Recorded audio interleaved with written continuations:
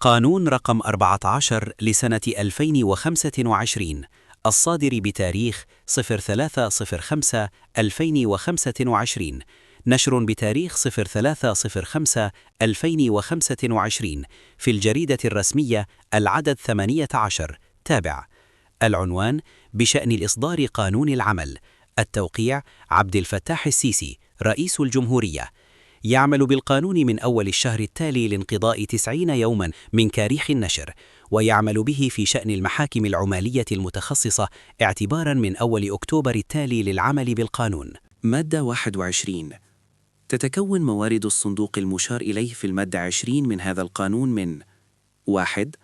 نسبة 0.25% ربع في المئة من الحد الأدنى للأجر التأميني بمنشآت القطاع العام وقطاع الأعمال العام والقطاع الخاص، والتي يعمل بها 30 عاملا فأكثر، بحد أدنى 10 جنيهات وبحد أقصى 30 جنيها عن كل عامل، تتحملها وتلتزم المنشآت بسدادها سنويا مقابل الخدمات المنصوص عليها في المادة 20 من هذا القانون. ويحدد بقرار من الوزير المختص قواعد وشروط الإعفاء الكلي من النسبة المشار إليها، وذلك في حالة قيام تلك المنشآت بتدريب العاملين لديها وفقا لمقتضياتها أو اللوائح المعتمدة بتلك المنشآت. 2. الإعانات والتبرعات والهبات التي يقبلها مجلس إدارة الصندوق طبقا للقواعد التي تحددها لائحة النظام الأساسي وفقا للقوانين المعمول بها في هذا الشأن. 3. عائد استثمار أموال الصندوق. ويكون للصندوق حساب خاص لدى أحد البنوك التجارية المعتمدة لدى البنك المركزي، ويعد الصندوق سنويا القوائم الدالة على المركز المالي، وتخضع أمواله لرقابة الجهاز المركزي للمحاسبات، ويرحل فائض أمواله من سنة إلى أخرى. مادة 67.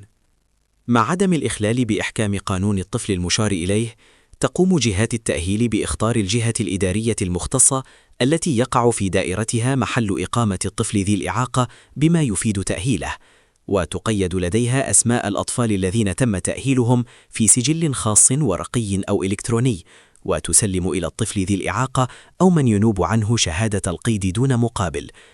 وتلتزم الجهة الإدارية المختصة بمعاونة الأطفال ذوي الإعاقة المقيدين لديها في الالتحاق بالأعمال التي تناسب أعمارهم وكفايتهم ومحل إقامتهم، وعليها إخطار مديرية التضامن الاجتماعي الواقعة في دائرتها ببيان شهري عن الأطفال ذوي الإعاقة الذين تم تشغيلهم. مادة 107. يحدد الأجر وفقا لعقد العمل الفردي أو اتفاقية العمل الجماعية أو لائحة المنشأة المعتمدة، فإذا لم يحدد بأي من هذه الطرق استحق العامل أجر المثل إن وجد، وإلا قدر الأجر طبقا لعرف المهنة في الجهة التي يؤدى فيها العمل، فإن لم يوجد عرف تولى قاضي الأمور الوقتية بالمحكمة العمالية المختصة تقدير الأجر وفقا لمقتضيات العدالة مع مراعاة أحكام هذا القانون. مادة 170. مع عدم الإخلال بأحكام قانون التأمينات الاجتماعية والمعاشات المشار إليه، ينتهي عقد العمل بعجز العامل عن تأدية عمله عجزا كليا أيا كان سبب هذا العجز. فإذا كان عجز العامل عجزا جزئيا فلا تنتهي علاقة العمل بهذا العجز إلا إذا ثبت عدم وجود عمل آخر لدى صاحب العمل يستطيع العامل أن يقوم به على وجه مرضٍ.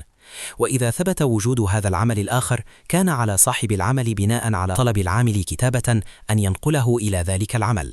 مادة 241.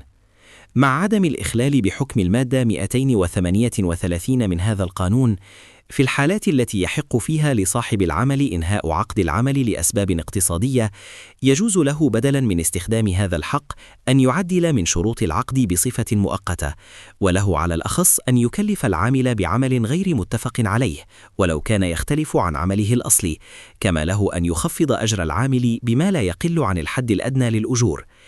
فإذا قام صاحب العمل بتعديل شروط العقد وفقا للفقرة الأولى من هذه المادة، جاز للعامل أن ينهي عقد العمل دون أن يلتزم بالإخطار، ويعتبر الإنهاء في هذه الحالة إنهاء مبررا من جانب صاحب العمل والعامل.